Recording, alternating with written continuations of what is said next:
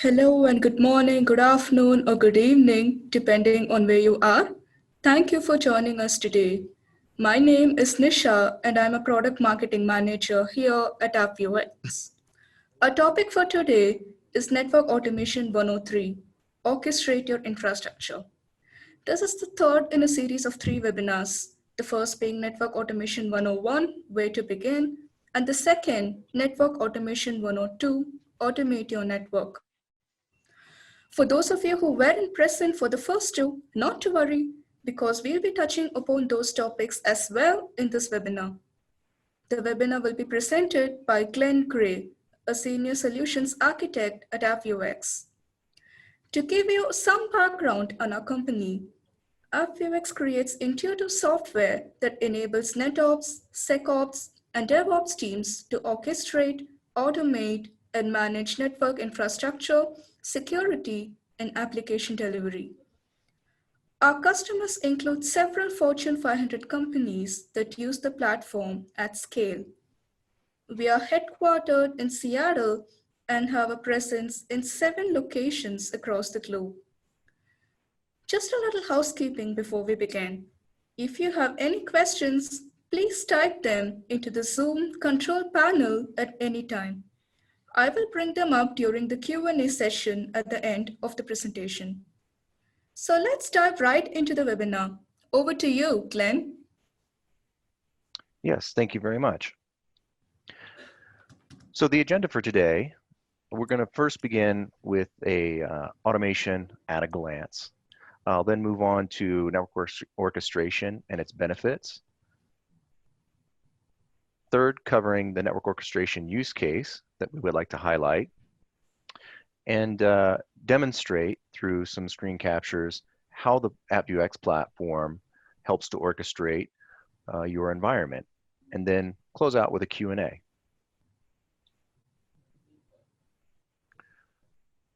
So to start off, I wanted to describe a bit of the primary drivers for network automation.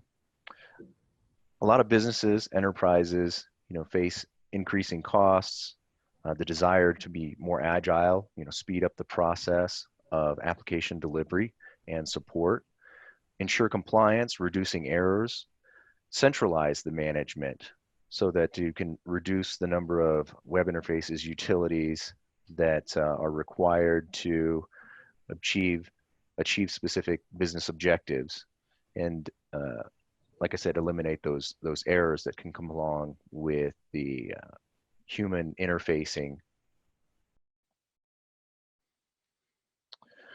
So some of the basics of network automation. As far as adopting the network automation processes, that's specific to each organization. In other words, it's going to be different based upon what your business is as to which incremental tasks are required in order to achieve the desired business objective. So the basic approach there is that you would want to identify what works best for your organization and proceed accordingly. The focus should always be on the end user experience or the desired business objective. What is ultimately going to be the outcome of the automation sequence? To identify that, you'd want to frame up what are the step-by-step tasks that are necessary to ultimately accomplish those business objectives, and then approach it in a systematic fashion. You want to measure the automation success at various stages, validating that getting from step 1 to step 2 to step 3 are achievable before moving to the next incremental step. So you'll want to align them and make sure that each sequence fits together. And then utilize specific applications within your existing environment, your existing enterprise, your business, and model your automation and orchestration techniques around those. So in other words, don't do it in a vacuum. Look at something that already exists to begin to model how your sequential tasks are going to fit together.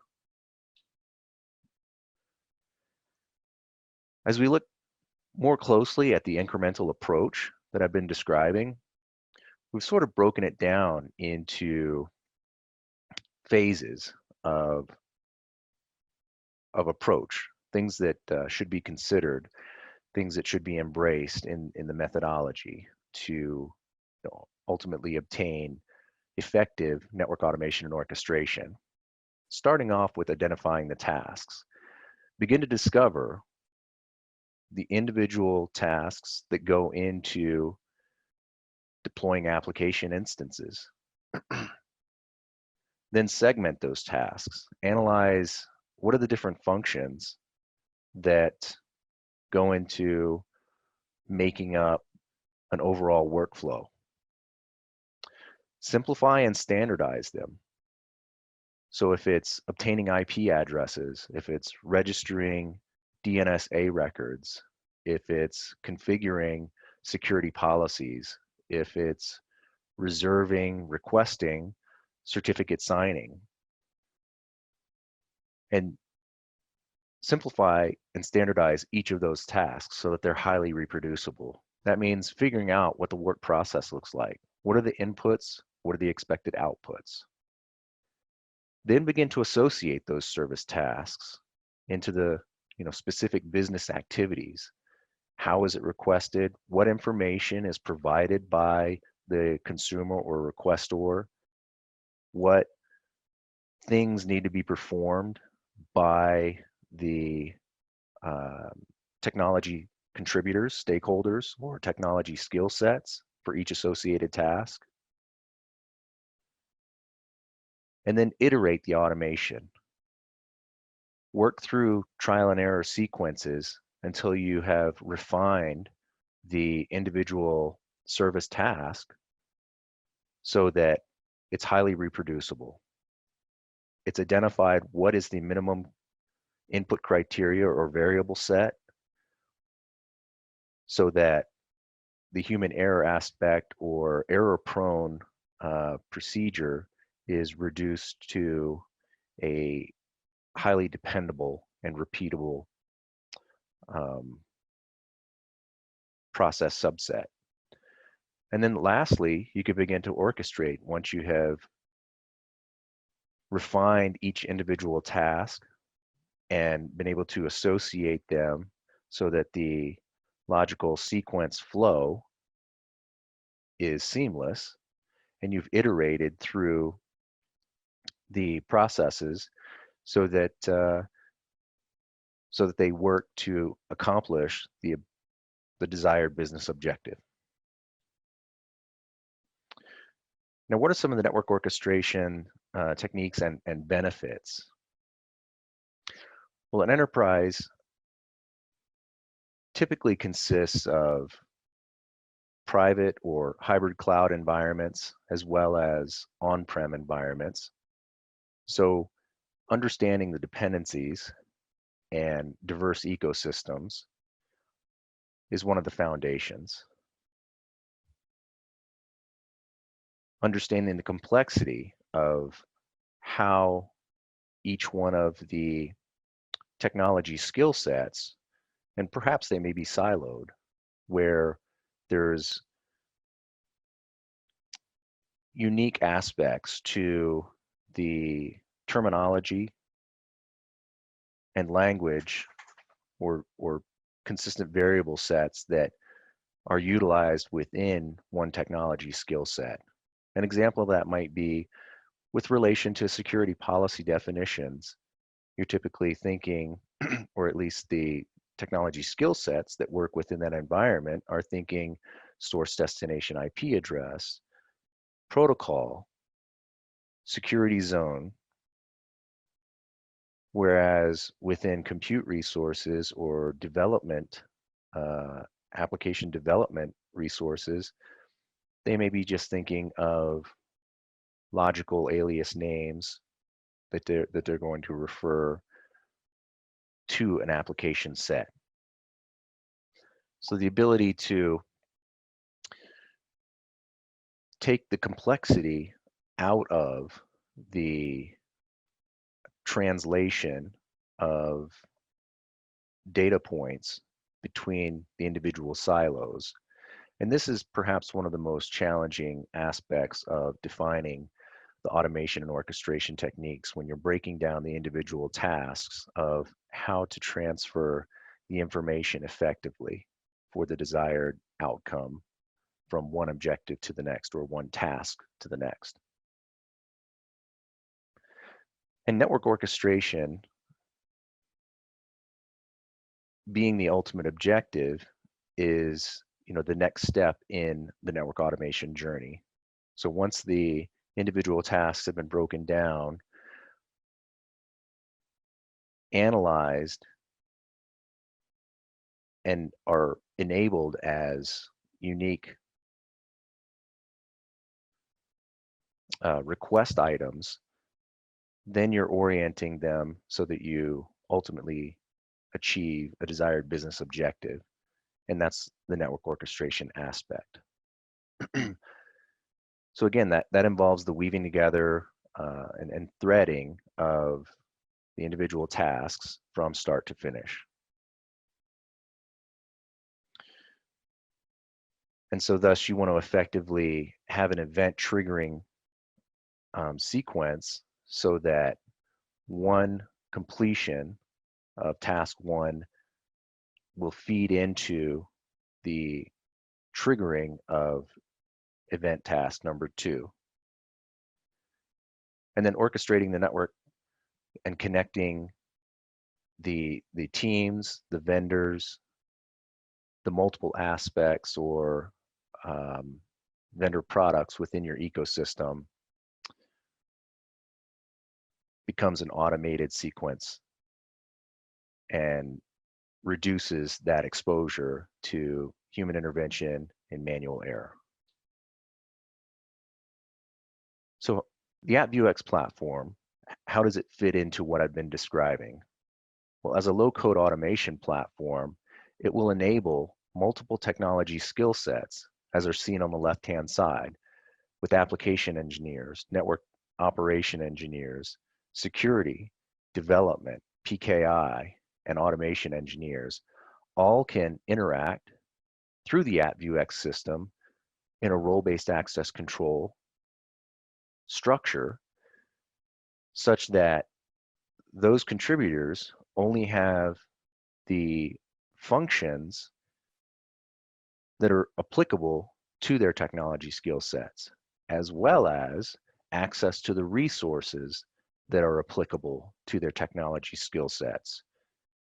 So hence, NetOps engineers will have the ability to, say, control the firewall, ADC, maybe DDI aspects of the infrastructure, versus the PKI engineers will have access visibility to certificate authorities, maybe key vaults. In addition, the AppViewX platform will allow that centralized view and ability to integrate with the multi-vendor ecosystem, allowing the ability to orchestrate the configuration tasks for the various components that ultimately make up an application deployment environment. And that exists across not only on-prem, but private cloud, public cloud, and the rest of your physical infrastructure. And all of this is enabled through a low-code, intuitive, visually driven automation platform. So talking more about the multi-vendor application provisioning, I want to describe a use case or sort of a glimpse at a demonstration of how this is performed within the AppViewX platform. I'm going to step through 4 tasks of an example use case that's going to integrate with an ITSM platform or CMDB, whichever acronym you prefer, ServiceNow.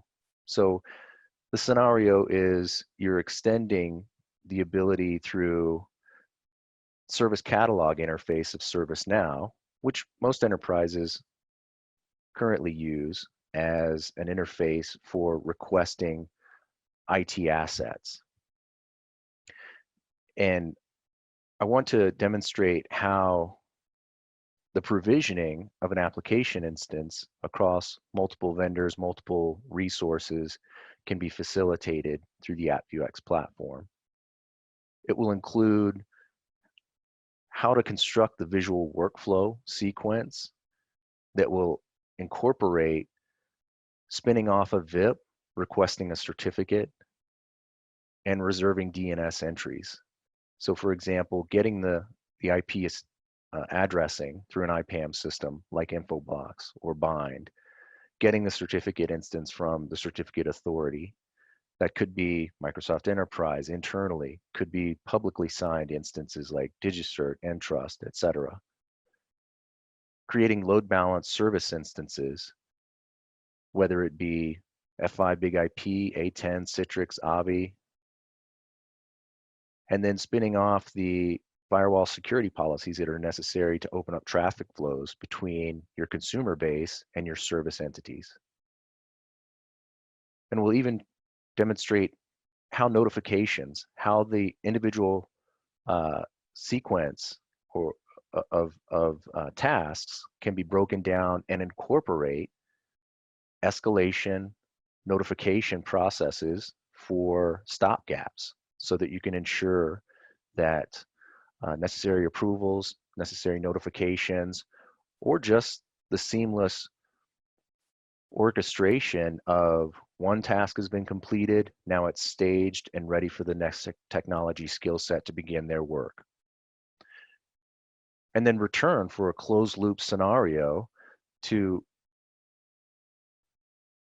finalize the request item process or change management process that had been initiated through ServiceNow.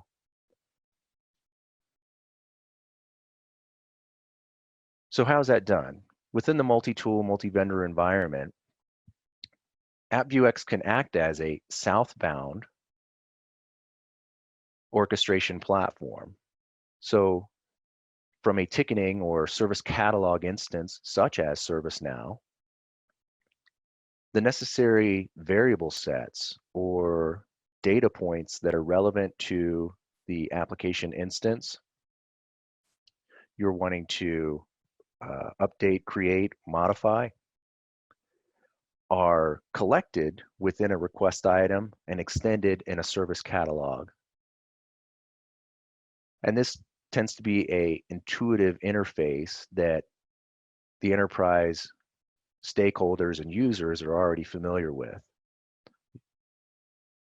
So you're presenting the form with only the necessary details in a context that is understandable by the consumer, and thus bridging the gaps between different technology skill sets and collecting the necessary information in order to achieve the desired business objective. So in that southbound orientation, it would identify the desired business outcome and necessary variable sets to then communicate to configuration management tools, infrastructure, OSS resources within your ecosystem, and provision those for an error-free outcome and ultimately the desired business objective. How does that look within the AppViewX platform? As I'd mentioned, the intuitive visual workflow palette, that construct is detailed here in this visual representation. And what we're seeing here is on the left, we have a library of individual tasks, and we construct the visual workflow orchestration by orienting those tasks and connecting them. Once that's defined, it then becomes an available request catalog item that can be published throughout your enterprise, and thus making it available to the end consumer. Now, what we're viewing right now is the design representation. It is not what the end consumer is going to see, but when designing as an architect, engineer, designer of workflow construct within your environment, you're defining the incremental tasks, orienting them for the desired outcome solution, and representing an input form for defining the necessary variables that are going to produce that business objective. Now, how does it look from the input form of a northbound external web interface? Here's an example of, say, a ServiceNow catalog item for a zero-touch provisioning for application build, where you're collecting only the necessary variable sets that pertain to the application item.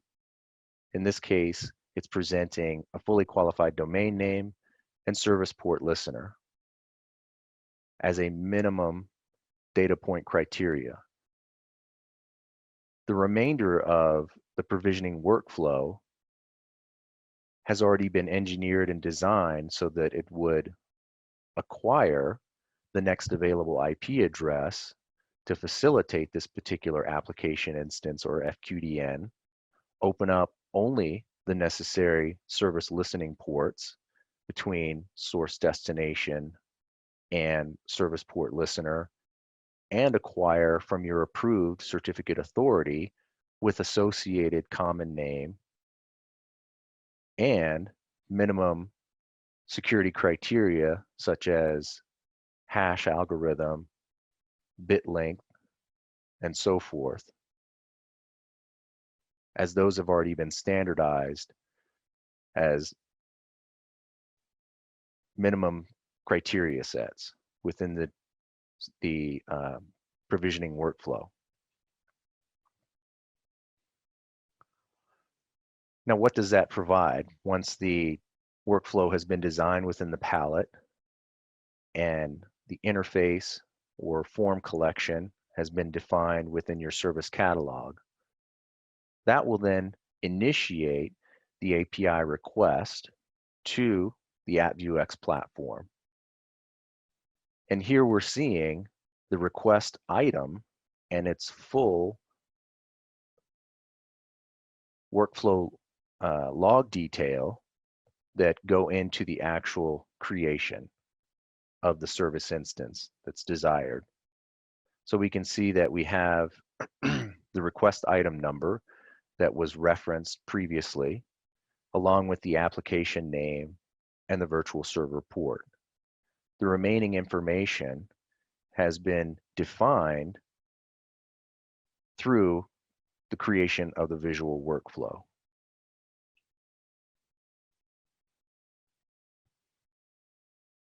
Skipping down one incremental step, we're seeing SSL details. So again, the predefinition of the hash algorithm, the bit length, the protocol key type, organizational unit, all of the parameters that go into the certificate signing request, and which CA instance has been approved, authorized within that particular enterprise are already pre-selected and defined because they're routine.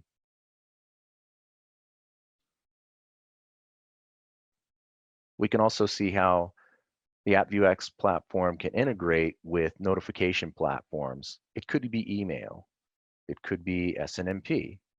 In this case, we're demonstrating how we can integrate with a Slack channel. and we're showing that stage 1, stage 2 of request item X have been initiated, and here are the pertinent details and status.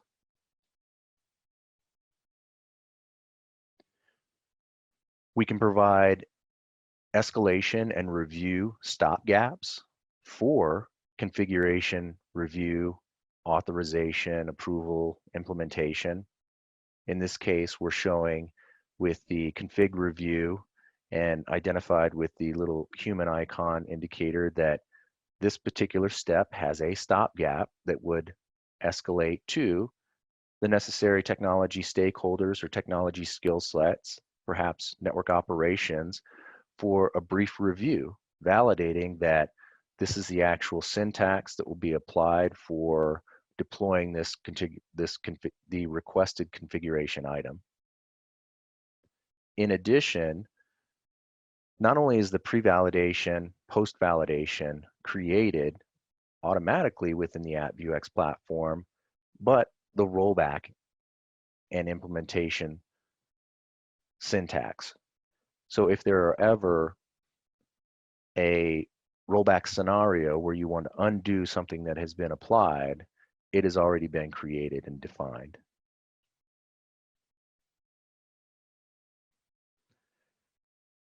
So part of that post-validation and implementation, we're seeing here the detailed logs of what was configured and on what device and at what time and how long it took.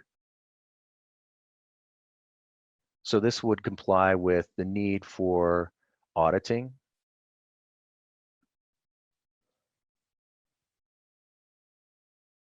and again, presenting the ability to provide notifications as each sequence is completed and you progress through the multiple stages of the overall automation workflow.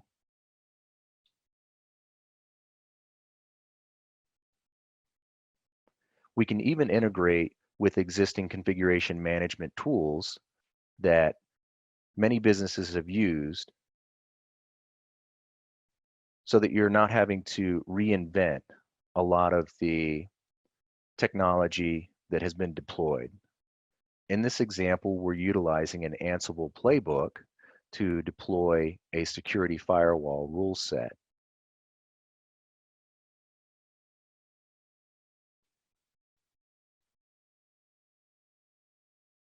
And again, presenting the ability to do notifications to multiple technology skill sets throughout the process.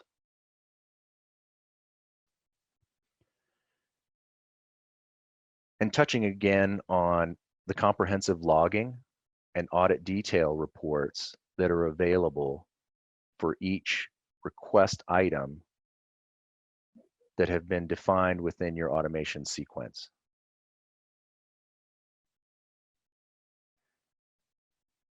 And finally, closing the loop, bringing us back to that southbound orientation of AppViewX being an orchestration platform, but extending the user interface to an external utility, such as ServiceNow.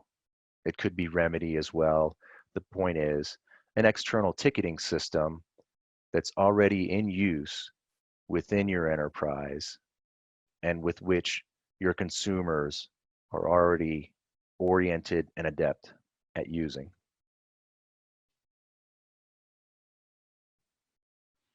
So that completes the demo of how AppViewX can be utilized as an automation and orchestration platform. I'd like to open up for any thoughts, questions, or comments. So feel free to apply them into the chat panel, and I will do my best to answer.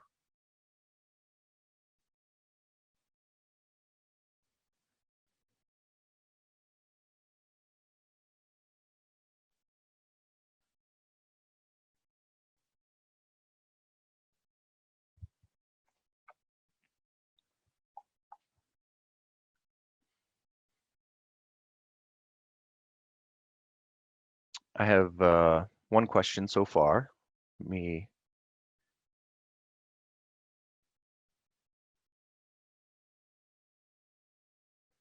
question is, where do I see the status of network devices to make sure they are working as they should? Actually, that is a part of the pre-validation defined within the workflow task. So if you recall from the library, if I'm looking at the visual workflow palette, if I drag and drop VIP create, for example, or IP reservation, for example,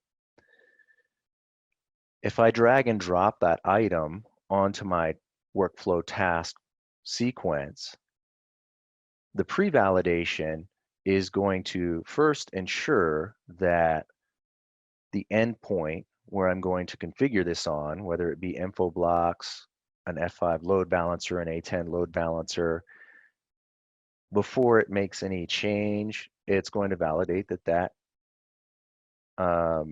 item within the infrastructure is responding, is ready and available to take a configuration update.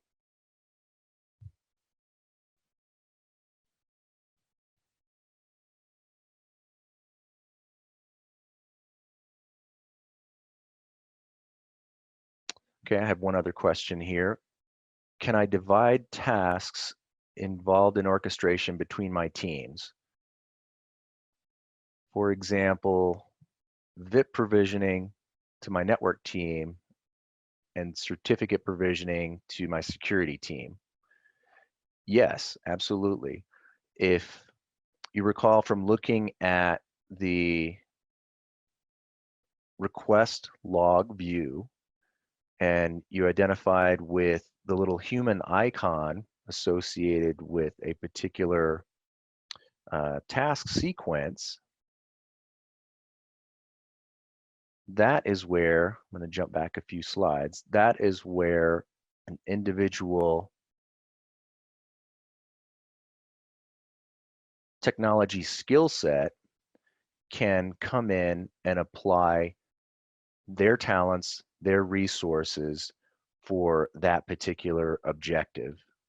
So where we're seeing under SSL details, that particular request item in this sequence was viewed and acknowledged by a member of that associated team skill set. So if the SSL details need to be reviewed by security or PKI administrators, then that particular task sequence was defined as a task that had a stopgap and pause associated to that role. And likewise with the config review of the virtual service definition, another stopgap and review approval was initiated. And that works in combination with the Slack notifications so that you can bridge between technology skill set one has completed their contribution to this workflow sequence, and it is now ready for the next stage of the workflow sequence. So as we've exampled in this screen capture image, assigning the free IP address, completed. Now generating the new certificate, it's been reviewed and completed. Creating the virtual service on a BIG-IP platform, completed. Good questions.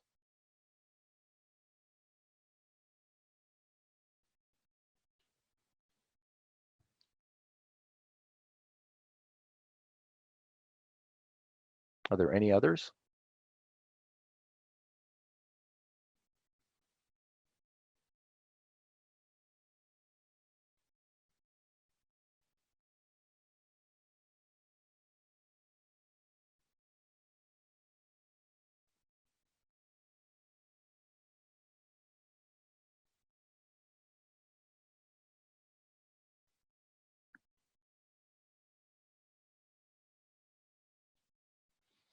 Well, If not, I would like to thank everyone for joining, and I look forward to hearing from you and meeting you out there in the community. Thank you, everyone.